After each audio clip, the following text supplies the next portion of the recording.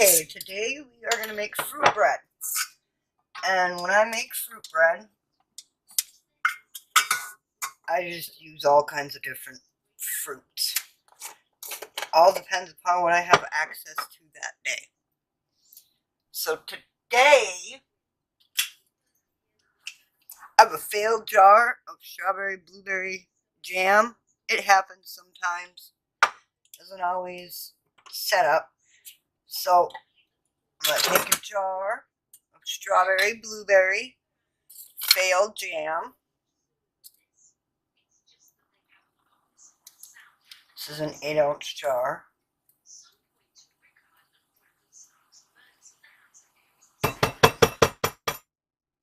The bottom of a set blueberry strawberry jam.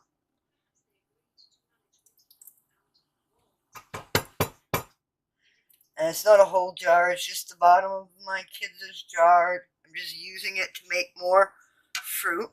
It's about 2 ounces. Then I have fresh strawberries. Just gonna, let me move some of this stuff here. Just cut the top off.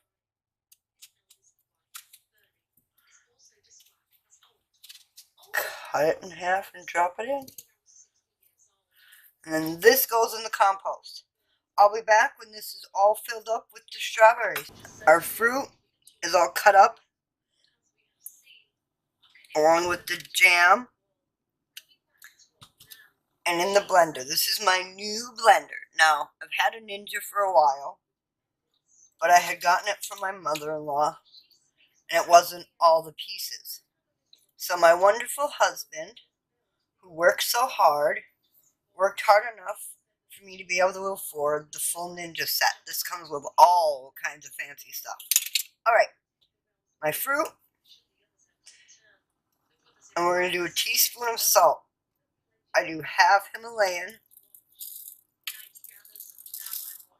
pink Himalayan sea salt, and half Applewood smoked sea salt. So that's a full teaspoon of salt. And I always put it into the fruit. Why? Honestly, chemically, I don't know why, but my grandma always did it like that, and it turns out best. Then you make sure you line up your notch with your notch. Put it on. Put your power on. And then you plug it in. Never plug it in until it's all ready to go, so you don't hurt yourself. And you turn it on. Now this is really loud, so we're going to come back when this is all done. Here's my KitchenAid. There's a little knob on the side and on the top. It looks like a keyhole. You just put the two together, turn it, and it's locked into place. Now we add our ingredients.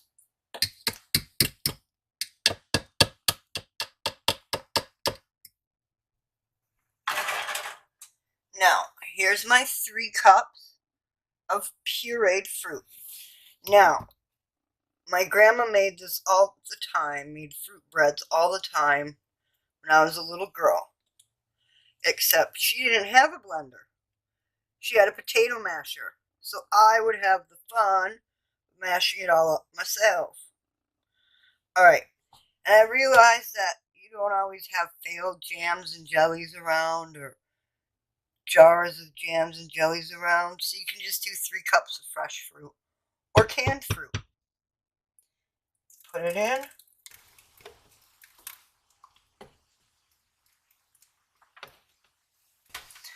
Alright, now like I said, you want to have equal part flour and equal part fruit. So here I have 1 cup of white flour.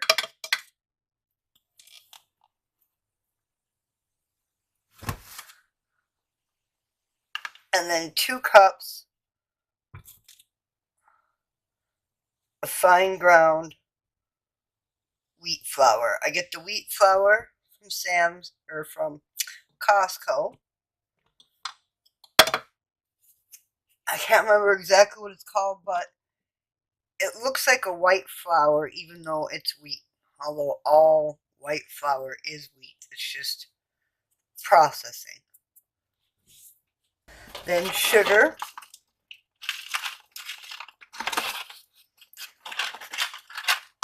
You want 2 cups of sugar. So we're going to put in half a cup of packed brown sugar.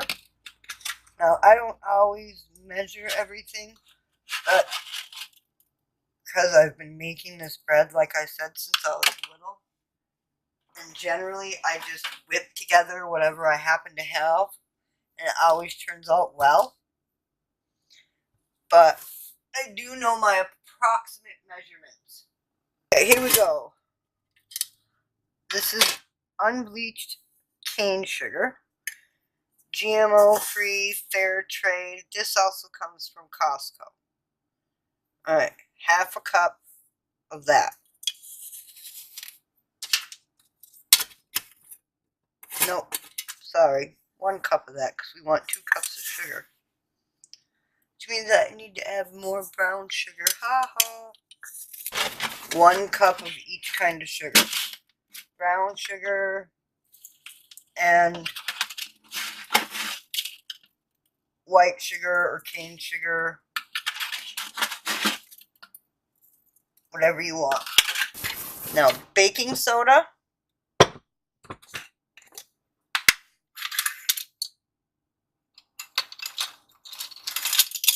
1 teaspoon. My grandma always did 1 and 1. 1 teaspoon of baking soda. 1 teaspoon of baking powder.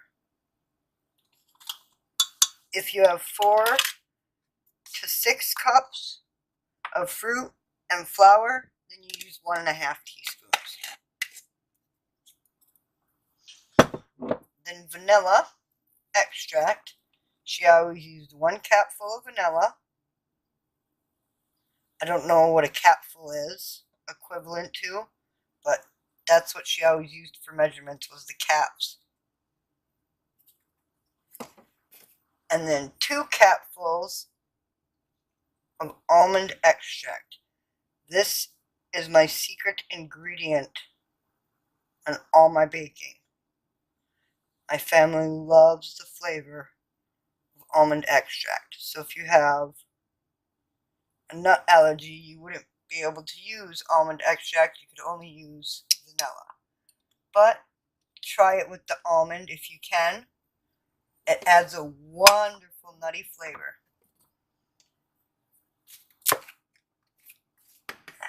Then put an 1/8 of a cup of fresh local honey.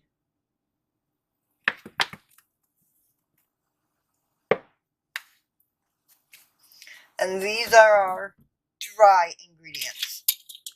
So we lift up our KitchenAid, and now we plug it in. We never plug it in until we are ready to start mixing and after we've raised the bowl up. That way nobody's fingers get hurt.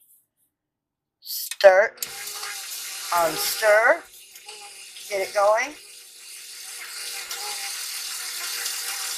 And then turn it up to 2.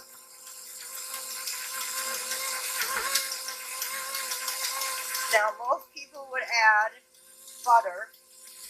I would add lard if I had extra lard, but I don't. So we're going to go oil.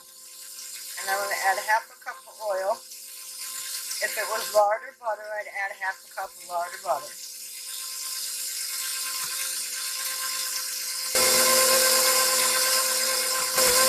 Now, since this is a fruit bread and not a dessert bread, and we want it to be a little thicker, we only add 1/2 cup of milk.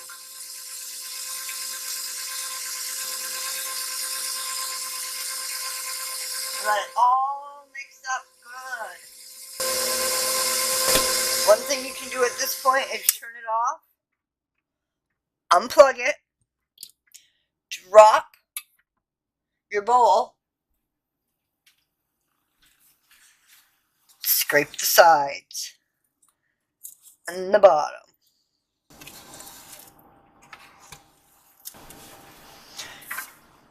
Bowl back up,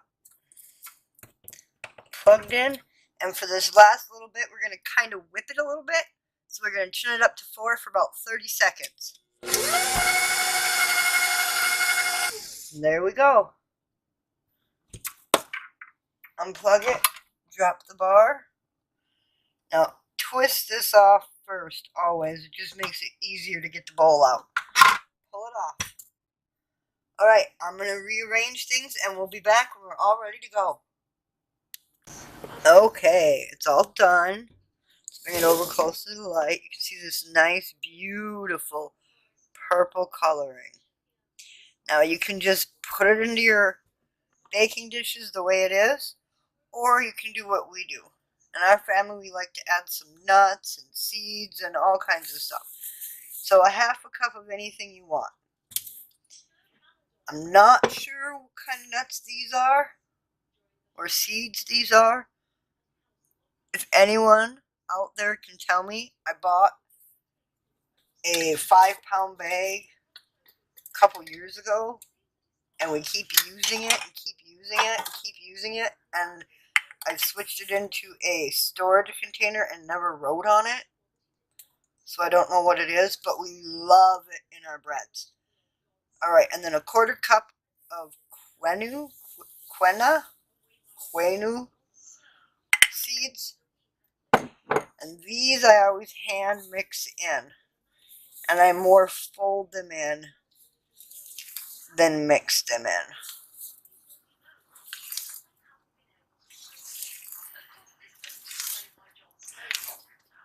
You don't have to add the seeds or the nut. You can add nuts even if you want. My family doesn't like big whole nuts, so if it's certain kinds of dessert breads, or if it's a banana bread, which I consider a fruit bread, not a dessert bread, then I'll add nuts that I've ground up to kind of be like a flour. So I'm adding more of a nut flour. Alright, there we go. All nice. Ooh, that looks so good.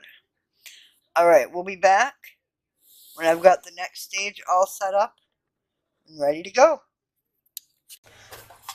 Alright, now we've got these little pans and we're ready to go for baking. Now I use these little pans because then I can cut it in half and each of my kids get a fruit bread for breakfast.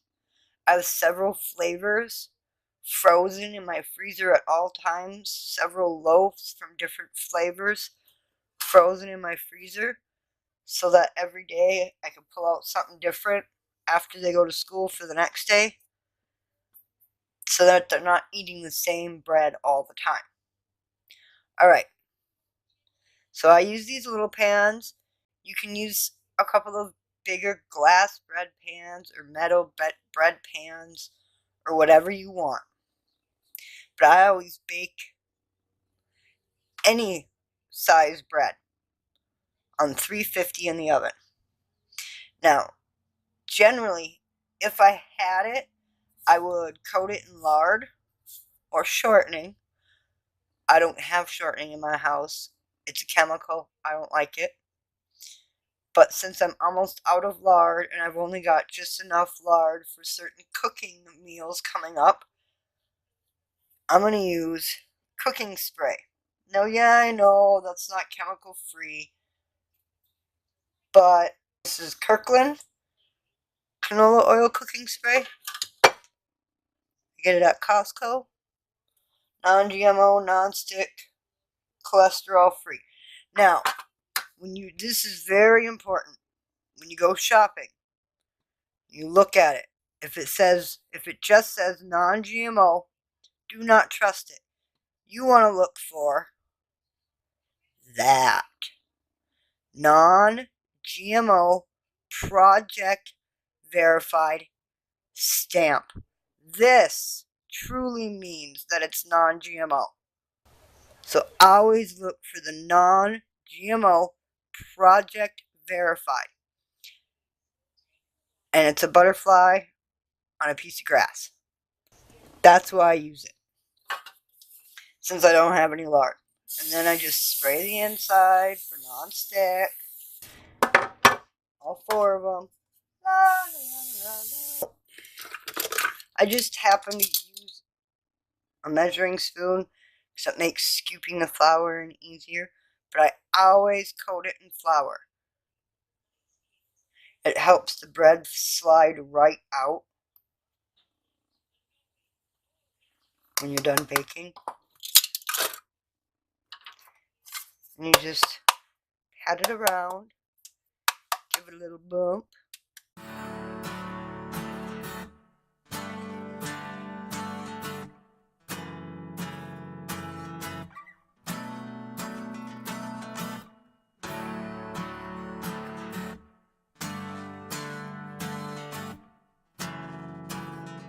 I always add a coffee filter. Now, the reason I do that is I get coffee filters cheap enough. I get them at Costco. I get a bag of 1,000 of them. I get them for like $9. I've had one bag for like 4 years. And I use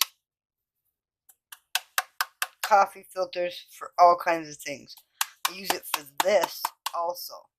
That way I'm not just putting flour all over my counter, making a mess. Because you can't use this flour again.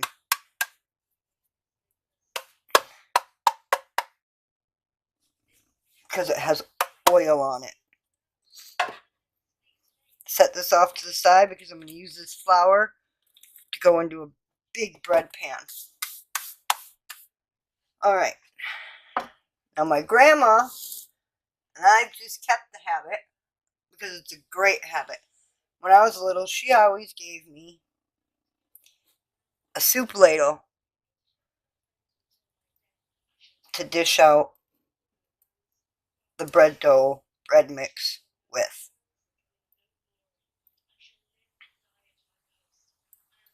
And I just kept the habit because it's a great one. Fill up your pan, 3/4 full.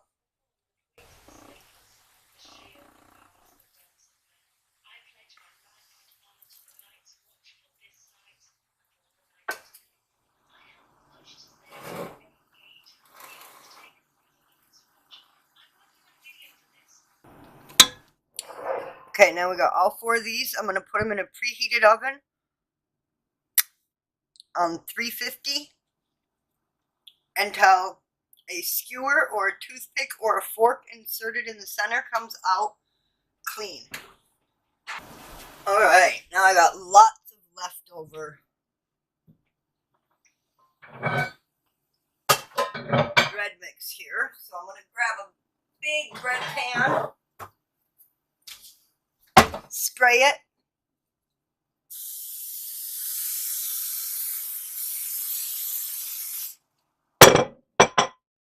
take the flour from my coffee filter, waste not, want not.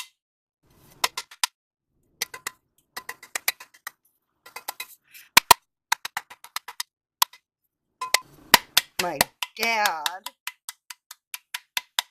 taught me this baking trick when flouring. You pat the side of the pan so you have more control over where the flour goes. And then you can just set that aside in case I have enough leftover bread mix for another kind of container. Alright. Again, fill this 3/4 full. Nope, I think we're only going to get out of this one thing. Alright. Here's my other spatula that I happen to have. Oh, it's so perfect. I got this set at Costco. I don't know if you'd be able to find them there again because Costco inventory changes all the time.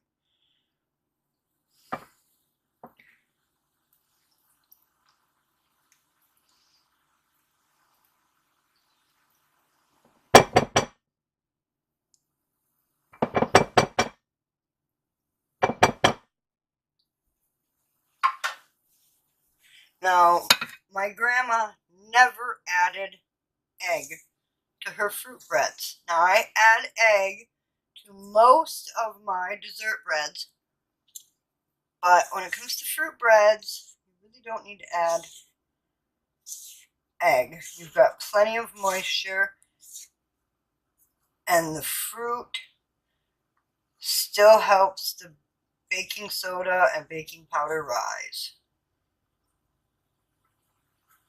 Right. Scrape my bowl clean.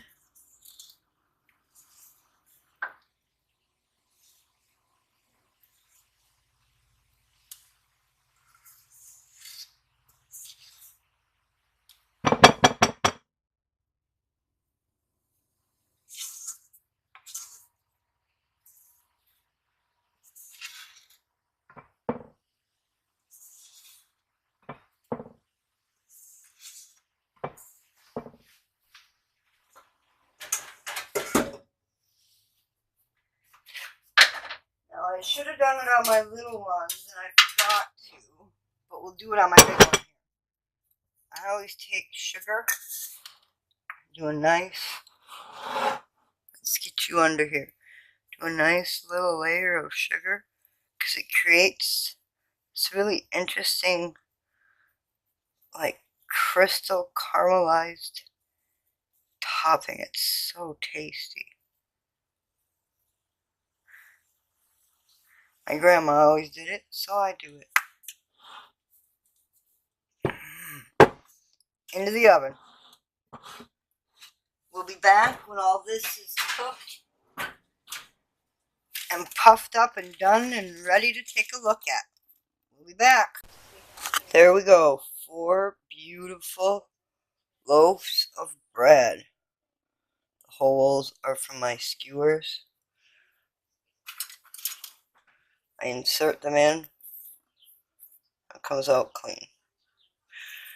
Now, these are half fruit and half flour, so they're not going to, and it's strawberry and blueberry. Blueberry doesn't rise quite as full as other breads do, but it's still, rose and it's beautiful. We're going to let them cool, and we're going to come back when they're all cool and ready to be sliced and eaten.